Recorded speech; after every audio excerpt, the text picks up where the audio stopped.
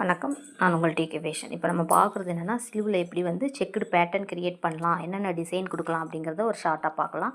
இப்போ வந்து checked pattern create பண்ணுறதுக்கு இந்த ஸ்கேல் இருந்தது அப்படின்னா, கீழே உள்ள வி ஷேப் வரைய ரொம்ப ஈஸியாக இருக்கும். சென்டர் பாயிண்ட் மார்க் பண்ணி வரைஞ்சிடலாம். அப்படி இல்லை அப்படின்னா, நீங்கள் ஒரு அட்டை எடுத்து 1 சென்டிமீட்டர், அதாவது 1 இன்ச் வர்ற மாதிரி 4 சைடும் வச்சு ஒரு ஸ்கொயர் ஷேப் வந்து கட் பண்ணி எடுத்துக்கோங்க. அதை வச்சு ஒவ்வொரு இன்ச்சாக மார்க் பண்ணி எடுத்துக்கோங்க. எதுக்கு இந்த மார்க்கிங் பண்ணுறோம் அப்படின்னா, நம்ம ஸ்கேல் வச்சு கோடு போடும்போது லைன் வந்து உங்களுக்கு மிஸ் ஆகிடக்கூடாது.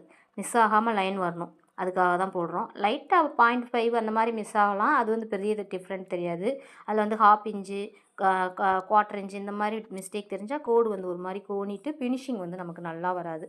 அதுக்காக தான் வந்து கரெக்டாக அக்யூரேட்டாக வச்சு போடுறோம். ஃபினிஷிங் நல்லா இருந்தால் தான் நம்மளோட கஸ்டமர் வந்து நம்மளை எப்போவுமே தேடி தேடி வருவாங்க. அதுக்காக தான். இப்போ எல்லா இதையும் வச்சு நீங்கள் செக்குடு பேட்டர்ன் வந்து போட்டு முடிச்சிட்டிங்க. இதில் எப்படி டிசைன் பண்ணலாம்? இதில் 3 டிசைன் பண்ணலாம். ஒன்று சிம்பிள் டிசைன், ஒன்று மீடியம், இன்னொன்று வந்து பிரைடல். சிம்பிள்னால் வந்து இதில் ஜரி ஒர்க்கு கொடுத்து நடுவில் வந்து பீட்ஸ் ஒர்க்கு கொடுத்திங்கன்னா முடிஞ்சிடும். இதே மீடியம் அப்படின்னா அந்த செக்குடுக்கு வந்து ஒரு சுகர் பீடு வச்சு கொடுத்துக்கலாம். சிம்பிளாக வந்து இந்த புட்டாஸ் போடாமல் சிம்பிளாக வந்து அவுட்லைன் கொடுத்துக்கலாம். அதுக்கப்புறமா வந்து நீங்கள் ஹெவியாக கொடுக்கணும். ப்ரைடல் ப்ளவுஸ் அப்படின்னா சுகர் லைன் கொடுத்து, அதுக்கு வந்து அவுட்லைன் கொடுத்து, அதுக்கப்புறம் புட்டாஸ் கொடுத்து, சென்டர் பீட்ஸ் இதெல்லாம் கொடுத்து வந்து கம்ப்ளீட் பண்ணணும்.